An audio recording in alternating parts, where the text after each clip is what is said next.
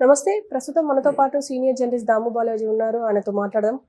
నమస్తే సార్. నమస్తే. సార్, ప్రస్తుతం డిప్యూటీ సీఎం పవన్ కళ్యాణ్ అప్పుడు చాలా రోజుల క్రితం 30,000 మంది అమ్మాయిలు మిస్ అయ్యారు అని చెప్పేసి ఆరోపించారు. ఇప్పుడు వాళ్ళు వెతికే పనిలో పడ్డారు అని చెప్పేసి కూడా అంటున్నారు. ఈవెన్ కేఏ పాల్ కూడా ఒక వీడియో విడుదల చేశారు, వాళ్ళని వెతకండి అని చెప్పేసి రిక్వెస్ట్గా.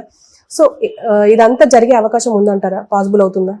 కేఏ పాల్ ఒక వీడియో చేశాడు. అదేంటంటే మీరు ఎంతసేపటికి జగన్ని తిట్టడం తప్ప మీరు పరిపాలన ఏమి పట్టించుకోవట్లేదు.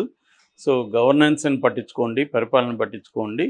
సో ఫండ్స్ తీసుకొద్దాము, మనం ప్రత్యేక హోదా తీసుకొద్దాము, నేను కూడా ఉంటాను, నేను కూడా జగన్ని తిట్టాను, అయితే అది అయిపోయింది, రాజకీయాలు ఇప్పుడు అవసరం లేదు, ఇప్పుడు మీరు అధికారంలో ఉన్నారు, మీరు గతంలో చెప్పిన దాన్ని చేయాలి అని పవన్ కళ్యాణ్ని ఉద్దేశించి, మీరు గతంలో 30,000 మందికి పైన మహిళలు మిస్సింగ్ అన్నారు కదా, మీరు ఇప్పుడు అధికారంలో ఉన్నారు, దాన్ని మీరు ఎందుకు దాని మీద ఎంక్వైరీ చేయండి, ఆ 30,000 మందిని మిస్సింగ్ కారణం ఎవరు, వాళ్ళు ఎక్కడికి వెళ్ళారు, సో పోలీసులు ఎందుకు ఎంక్వైరీ చేయట్లేదు, దీని మీద మీరు ఎందుకు చేయట్లేదు అని పవన్ కళ్యాణ్ నిలదీశాడు. అక్కడ వాస్తవమే, ఎందుకంటే ఆయన ఏమని ఆరోపించాడు, నాకు సెంట్రల్ ఏజెన్సీలు చెప్పాయి 32,000 ఎంతో చెప్పాడు ఆయన, 32,000 మంది మహిళలు మిస్ అయిపోయారు, దీనికి ప్రధాన కారణం వాలంటీర్లు అని కూడా ఆయన చెప్పాడు. సో అప్పుడు డీజీపీ కూడా ఆయన అడిగాడు, అప్పుడున్న డీజీపీ రాజేంద్ర ప్రసాద్ రెడ్డి, మీ దగ్గర ఉన్న ఇన్ఫర్మేషన్ ఇవ్వండి, మేము ఎంక్వైరీ చేస్తాము, కానీ దానికి ఏమి సమాధానం చెప్పలేదు. మరి ఇప్పుడు ఆయన అధికారంలో ఉన్నారు, ఇప్పుడు ఆల్రెడీ వాళ్ళు అనేక శాఖలకు సంబంధించి రివీల్ చేస్తున్నారు, ఏ శాఖల అక్రమాలు జరిగాయి ఇవన్నీ కేసులు పెట్టే పనిలో ఉన్నారు. సో గతంలో వీళ్ళు ఆరోపించిన ఇసుక కుంభకోణం, మద్య కుంభకోణం, వీటి మీద అంతా ఎంక్వైరీలు వేస్తున్నారు కదా. అలాగే మహిళల మిస్సింగ్ మీద కూడా ఇప్పుడు ఆయన ప్రభుత్వమే ఉంది, మరి అతని దగ్గర ఇన్ఫర్మేషన్ ఉంది ఆల్రెడీ, ఆ ఇన్ఫర్మేషన్ గుట్టుగా ఎవరికి ఇవ్వకుండా పెట్టుకున్నాడు. ఎవరైనా ఇప్పుడు మిస్ అయ్యారనుకోండి, మీ ఊళ్ళో మా ఊళ్ళో మిస్ అయ్యారు, మీకు ఇంకొకరికో తెలిసిందా సమాచారం, వచ్చి చెప్పి ఫలాని మిస్ అయ్యారంట మీరు చూసుకోండి అని పోలీసులకి చెప్తారా, గుట్టుగా పెట్టుకుంటారా ఇన్ఫర్మేషన్? ఒక రాష్ట్రానికి సంబంధించిన 32,000 మంది మహిళలు మిస్సింగ్కి సంబంధించిన ఇన్ఫర్మేషన్ ఉంటే పవన్ కళ్యాణ్ దగ్గర అది ఇవ్వాలి కదా. ఇవ్వనప్పుడు నువ్వెందుకు మాట్లాడుతున్నావు అంటే క్లియర్గా అది పొలిటికల్ కోసం అతను మాట్లాడాడు. ఇప్పుడు నిజంగా అది జనైన్ అయితే ఇప్పుడు అతను ప్రూవ్ చేయాలి, ప్రూవ్ చేసి రంగంలోకి దిగి దాని మీద ఒక కమిటీ వేస్తారా, మరి ఏం చేస్తారో చూసి మిస్సింగ్ మహిళలు ఏమయ్యారు కనీసం డేటా బయట పెట్టాలి. ఇప్పుడు అందులో కొంతమంది వచ్చేసారా, అసలు ఎవరు మిస్సింగు, రెండోది ఏంది మిస్సింగ్ అని కూడా అని ఊరుకోలేను, వీళ్ళంతా హ్యూమన్ ట్రాఫికింగ్లోకి వెళ్తున్నారు, అది మోర్ గ్రేవ్ ఇదనమాట. ఎందుకంటే మిస్సింగ్ అంటే రకరకాల కేసుల్లో మిస్సింగ్ అని రాసుకుంటారు వీళ్ళు. అంటే ఒక అమ్మాయి అబ్బాయి లేచిపోయారనుకో మిస్సింగ్ అని ఉంటుంది, అమ్మాయి తరపున వాళ్ళు కంప్లైంట్ చేసినప్పుడు మిస్సింగ్ అని రాస్తారు. అట్లాగే ఎవడో 2 రోజులు టచ్లో లేడనుకో మిస్సింగ్ అని రాస్తారు. మళ్ళీ వాళ్ళు దాన్ని ఆ డేటా ఇచ్చేటప్పుడు మళ్ళీ వాడు దొరికాడా లేదా, మిస్సింగ్ అనేది క్లియర్ అయిందా లేదా కూడా చూసుకోరు పోలీసులు. ఇదంతా అలా రొటీన్గా మెకానికల్గా డేటా వెళ్ళిపోతూ ఉంటుంది.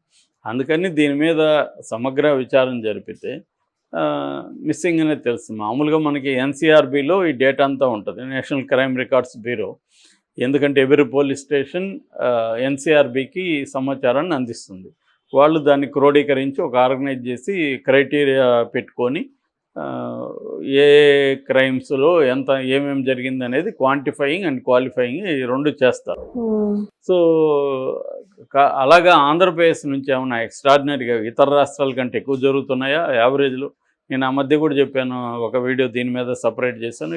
7-8వ స్థానంలో ఆంధ్రప్రదేశ్ ఉంది మిస్సింగ్ కేసుల్లో. మనకంటే ఆంధ్రప్రదేశ్ కంటే కూడా 7-8 స్టేట్లు ముందున్నాయి. సో అంత మాత్రాన్ని దీన్ని పరిగణించకూడదని కాదు, ఖచ్చితంగా 10 మంది ఉన్నా 20 మంది ఉన్నా మిస్సింగ్ అనేది మిస్సింగే. అందులో హ్యూమన్ ట్రాఫికింగ్ ఎంత జరుగుతుంది అనేది కూడా ఇంపార్టెంట్, ఎందుకంటే అది భయంకరంగా. హ్యూమన్ ట్రాఫికింగ్ అంటే ఎక్కువగా వాళ్ళని కాల్ గర్ల్స్గా మార్చేయడం, బలవంతంగా వ్యభిచారానికి దింపడం, రెండోది ఇతర దేశాలకు అమ్మేయడం, ఇంకా పిల్లలైతే వాళ్ళని బెగ్గర్స్గా మార్చేయడం, ఇలాగా రకరకాలుగా హ్యూమన్ ట్రాఫికింగ్ జరుగుతుంది. ఇంకొంత ఇదైతే వాళ్ళని మెడికల్గా వాళ్ళ ఆర్గాన్స్ని తీసుకొని అమ్మేయడం, ఇవన్నీ కూడా హ్యూమన్ ట్రాకింగ్లో part. That is very severe ఇదనమాట. సో అటువంటివి ఉన్నప్పుడు పవన్ కళ్యాణ్ బాధ్యత కదా, అతను ఇప్పుడు ఉప ముఖ్యమంత్రి, అతను దీని మీద ఎంక్వైరీ చేస్తుంటే అడ్డు చెప్పేవాళ్ళు ఎవరున్నారు అతనికి. సో అటువంటివి ఏం పట్టించుకోకుండా అతను కూడా ఏం చేస్తున్నాడంటే గత ప్రభుత్వంలో అవకతవకలు జరిగాయి, దాని మీద మేము తీస్తున్నాము, కేసులు పెట్టే పనిలో ఉన్నాము అనేదే ప్రధానంగా ఉంది. సో ఏ ప్రభుత్వం వచ్చినా ఇక్కడ రేవంత్ రెడ్డి కూడా అదే విమర్శలు ఎదుర్కొంటున్నాడు.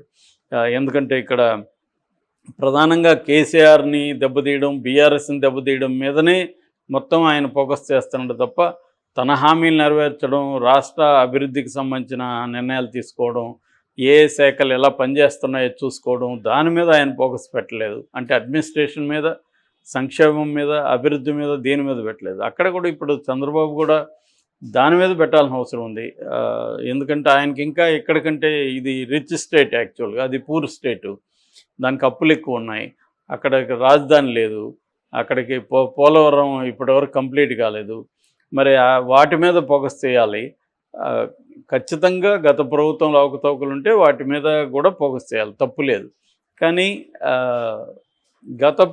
గతంలో తాము ఏ ఆరోపణలు చేశారో ఆ ఆరోపణలు ఖచ్చితంగా ఇవాళ వాటిని ప్రూవ్ చేయాల్సిన అవసరం ఉంటుంది, వీళ్ళ చేతిలో ఉంది. గతంలో కూడా వాళ్ళు అడిగారు, నిజానికి డీజీపీ అడిగారు, డీజీపీకి ఈయన ఇచ్చుండాలి, నిజానికి ఇచ్చుంటే అప్పుడు ఆ ప్రభుత్వాన్ని నిందించుండొచ్చు. నువ్వు నీ దగ్గర ఇన్ఫర్మేషన్ ఉందని చెప్తూ ఇవ్వకపోతే కేంద్ర సంస్థలు మామూలుగా అయితే ఏం చేస్తాయి, రాష్ట్ర హోంశాఖకు చెబుతాయి ఇట్లాంటివి ఏమన్నా జరిగినప్పుడు. సో దాని మీద చర్య తీసుకుంటారు, అదేం చేయలేదు. అట్లాగే మనకి విశాఖపట్నం దగ్గర షిప్పులో వచ్చిన 25,000 కేజీల గాంజా అని కాదు, మత్తి మందులు దొరికాయి అనేది అప్పుడు వచ్చింది. దాని మీద కూడా తెలుగుదేశం వాళ్ళు ఇది వైసీపీ వాళ్ళే చేశారన్నారు. మరి ఇప్పుడు దాని మీద విచారణ ఎందుకు జరపలేదు ఇప్పటివరకు? హోమ్ మినిస్టర్ దాని సమాచారం తెప్పించుకుంటాము సిబిఐ నుంచే అన్నారు. సో ఇట్లాంటివన్నీ ఏంటంటే రాజకీయంగా వాడుకుంటారు తప్ప నిజంగా లాజికల్ ఎండ్కి తీసుకెళ్ళాలి ఇవన్నీ. ఇదేంటంటే అప్పటికప్పుడు ఒకటేమో డైవర్షన్ పాలిటిక్స్ జరుగుతుంటుంది. వీళ్ళు ఇచ్చిన సూపర్ 6 అమలు కాదు కాబట్టి దాన్ని ఇది డైవర్షన్ పాలిటిక్స్లో చాలా ఆరితేరాడు. ఇప్పుడు ఇంకా చంద్రబాబు ముందు జగన్ దాని ఏమంటారు పిల్లవాడు అనుకోవచ్చు. చంద్రబాబు చెప్పాడు నువ్వు నా ముందు బచ్చా అని, అది వాస్తవమే. ఎందుకంటే చంద్రబాబుకున్న అనుభవం, ఆయనకున్న వ్యవస్థల మీద పట్టు, సో ఇలాంటి వ్యవహారాల్లో జగన్ ఖచ్చితంగా బచ్చానే. సో ఇంత అనుభవం, ఇంత వ్యవహారాలు ప్రజలకు సంబంధించిన సమస్యల మీద ఫోకస్ చేయాల్సిన అవసరం ఉంది. ముఖ్యంగా పవన్ కళ్యాణ్కి అది ఎక్కువ బాధ్యత ఉంది. ఎందుకంటే ఈ 30,000 మంది మహిళల బాధ్యత పవన్ కళ్యాణ్ తీసుకోవాలి. మొన్న ఒక మహిళ తన పాప 9 నెలల క్రితం మిస్ అయిందని పవన్ కళ్యాణ్ దగ్గరికి వచ్చినప్పుడు ఇమ్మీడియట్గా పవన్ కళ్యాణ్ సీఏకి ఫోన్ చేసి దీని మీద చూడమన్నాడు. అంతవరకు ఓకే, కానీ దాన్ని ఫాలోఅప్ చేయాలి. అసలు రెండోది అతను ఎందుకు పట్టించుకోలేదో అతని మీద చర్య తీసుకోవాలి. ఎందుకంటే 9 నెలలుగా అతను ఏం చేస్తున్నాడు, సిఐ అంటే ఆ స్టేషన్ ఏం చేస్తుంది, ఒక బాలిక 9 నెలలు మిస్. నేను అప్పుడే చెప్పాను, అది కూడా నాకు తెలిసి మిస్సింగ్ కాదు, ఆమె చెప్తుంది అక్కడ ఎవడు మాయ మాటలు చెప్పి నా పాపను తీసుకెళ్ళాడు అని. సో అది కూడా లవ్ స్టోరీనే, ఎలోపుడు. సో దాన్ని చెప్తుంది. మేబీ పవన్ కళ్యాణ్కి కూడా అది అర్థమై ఉంటుంది, అందుకని ఆయన చెప్పి ఊరుకున్నాడు. అంటే ఇదే కానీ మనం ఊహించుకుంటే జగన్ ఉన్నప్పుడు ఇది జరిగి పవన్ కళ్యాణ్ ఇది ఉంటే ఈ ఇష్యూని పెద్ద ఎత్తున పవన్ కళ్యాణ్ లేపుండేవాడు. సో అంటే మనకు అర్థమవుతుంది అధికారంలో ఉంటే ఎలా బిహేవ్ చేస్తారు, ప్రతిపక్షంలో ఉంటే ఎలా బిహేవ్ చేస్తారు ఎవరైనా. దీని ఇష్యూని ఎందుకో వైసీపీ వాళ్ళు కూడా చేయట్లేదు. ఎందుకంటే వైసీపీ మేబీ 6 నెలలు టైం ఇద్దామని వెయిట్ చేస్తున్నారు అనేది ఒక version.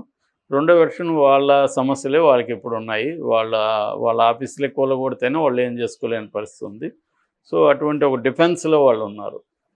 Okay sir, thank you.